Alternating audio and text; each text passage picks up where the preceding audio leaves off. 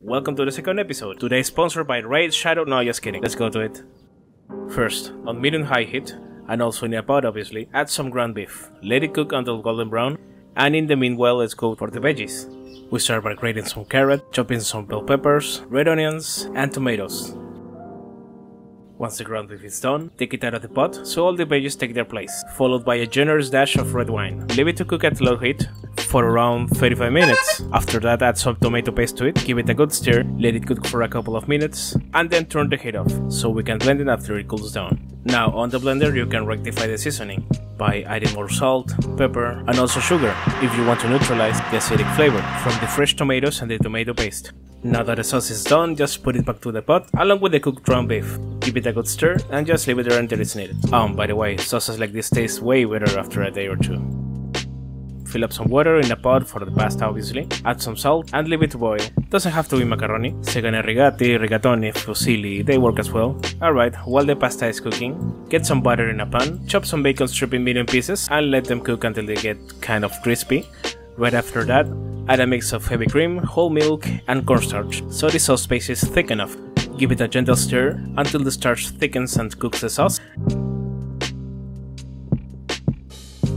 Add the previously cooked and strained pasta, and finally your favorite mix of cheese: mozzarella, parmesan, gouda and cheddar in this particular case. As I said, the mac and cheese mixture must be very so it can be properly used for the next step.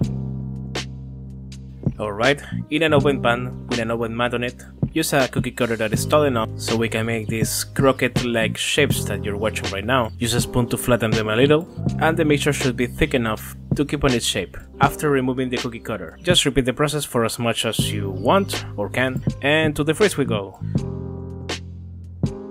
Alright, after 45 minutes, the mac and cheese isn't frozen solid, but they're cold and steady enough to maintain their form while deep frying it. But just before that we're going to go for the classic good old flour, egg and panko frying crust method. And now that I covered by the pre-fried crust, yes that's a word now, we proceed to fry it. Do it with abundant vegetable oil and with enough room to flip them over.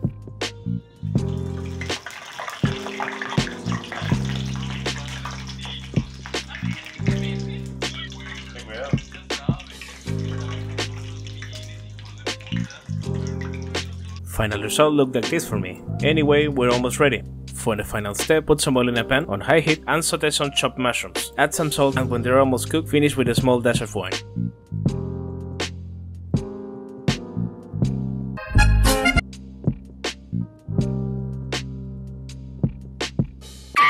Oh, and finally chopped parsley goes great too. Well, thanks for watching and enjoy.